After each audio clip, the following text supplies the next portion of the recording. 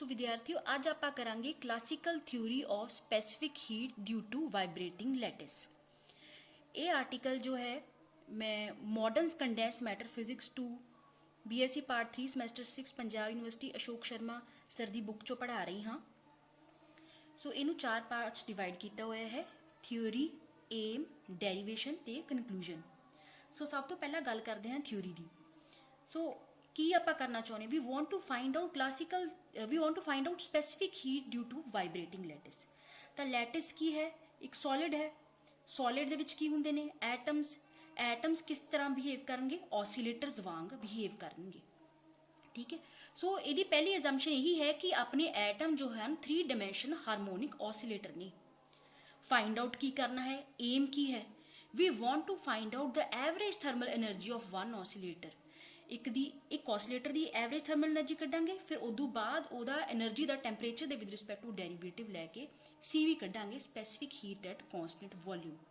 सो start करते हाँ derivation के नाल। So first we consider 3 dimension harmonic oscillator of mass M and angular frequency omega naught.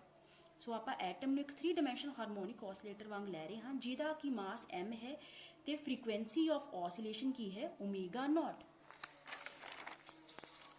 So energy of harmonic oscillator किहदे बराबर होंदी है, तुहानूं पता है एनर्जी की होंदी है, kinetic energy plus potential energy. So P²/2m अपनी की है काइनेटिक एनर्जी। पोटेंशियल एनर्जी तुहानूं याद होएगा एक ऑसीलेटर दी की होंदी है, हाफ के x² पढ़िया होएगा या हाफ के r² पढ़िया होएगा। सो ये m ओमेगा नॉट स्क्वेयर अपना k है ते x² + y² + z² नूं आपां q² लिखिया है। ठीक है, यानी कि ये अपना डिस्प्लेसमेंट है, क्यू की है डिस्प्लेसमेंट है from its equilibrium position for the oscillator. P की है मोमेंटम। सो अपने को काइनेटिक एनर्जी टर्म है ते ऑसीलेटर वाली पोटेंशियल एनर्जी टर्म है। सो विद्यार्थियों आपा की फाइंड आउट करना है average energy of each harmonic oscillator. So ਉਹਦੇ वास्ते आपा Boltzmann distribution law of energy apply करांगे। वो लॉ की कहता है कि average energy of each harmonic oscillator will be equal to integral of E exponential -E/kT dE divided by integral of exponential -E/kT dE where k is the Boltzmann constant. ठीक है। सो ये distribution law आप follow करना है जो आप energy एक harmonic oscillator की कैलकुलेट करनी है using this classical theory. So next step की है कि आप जी इतने एनर्जी की वैल्यू फाइंड आउट की सी वो इतने एक्सप्रैशन विच पुट करांगे। सो इतने आप वैल्यू पुट करती P²/2m + ½ m omega naught square q²। तो दूजा जो है एक्सपोनेंशियल दे विच भी अपने को एक्सप्रैशन सीगा E, तो इत्थे भी आप जो है पुट करती P²/2m kT तो इत्थे अपनी दूसरी टर्म आ गई। सिमिलरली डिनोमीनेटर दे विच अपने को एक्सपोनेंशियल -E/kT सी, सो इत्थे भी आप पुट कर दी है वैल्यू तो टर्म्स नू एक्सपोनेंशियल्स नू सैपरेट कर दिता है। उदों बाद की कीता है इन्होंने इस एक्सप्रैशन नू सिंपलीफाई किया। सो P²/2m वाली टर्म ले आंदी, दूजा इन्होंने ½ m omega naught square q² वाली टर्म ले आंदी। जो आप सारिया टर्म्स नू अड अड कर दिंने हाँ तो अपने न्यूमरेटर ते डिनोमीनेटर चो कॉमन टर्म्स कैंसल हो जांदियां ने। ठीक है। उदों बाद की है ये इंटीग्रल P ते Q ते सी तो इनू -∞ टू इन्फिनिटी इंटीग्रेट कर देता है।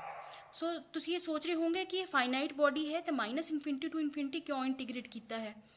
सो इसका आंसर ये है कि सिंपलीफाई कर ले इंटीग्रल नू, अगे जाके आप इसका स्टैंडर्ड इंटीग्रल यूज करांगे। -∞ टू इन्फिनिटी इंटीग्रेट किया है, भावें अपने को मोमेंटम की वैल्यू इन्फिनिटी नहीं है, -∞ नहीं है, पोजीशन कोआर्डिनेट की वैल्यू -∞ ते इन्फिनिटी नहीं है, पर फिर भी आप -∞ टू इन्फिनिटी मैथमैटिकल सिंपलीफिकेशन वास्ते स्टैंडर्ड इंटीग्रल नाल इवैल्यूएट करने वास्ते करते हैं। सो -∞ टू इन्फिनिटी आप लिमिट पुट कर देनी है P दी भी ते Q दी भी। P वाली टर्म केड़ी है अपने को, Q वाली टर्म यह सैकेंड पार्ट। सो Q वाली टर्म भी अपना -∞ पुट करती लिमिट। तो हुण बेटा आप इनू स्टैंडर्ड इंटीग्रल दे नाल सॉल्व करना है। इनू सिंपलीफाई करने वास्ते आप P²/2m kT नू α² पुट करते हाँ, m omega naught square q²/2 kT नू β² पुट करते हाँ। ठीक है। सो ये अल्फा स्क्वायर ते बीटा स्क्वायर वैल्यूज आप इत्थे पुट करतियां तो अपने कोल ये स्टैंडर्ड इंटीग्रल बन जाते हैं। So alpha square exponential minus alpha square D alpha minus infinity to infinity standard integral की वैल्यू होंगी √π/2 तो जे अल्फा स्क्वायर ना होकर कला एक्सपोनेंशियल माइनस अल्फा स्क्वायर होंगी है तो वो स्टैंडर्ड इंटीग्रल की वैल्यू होंगी है √π। तो हुण आप ये वैल्यूज पुट कर देनिया ने √π/2 भी तो √π भी।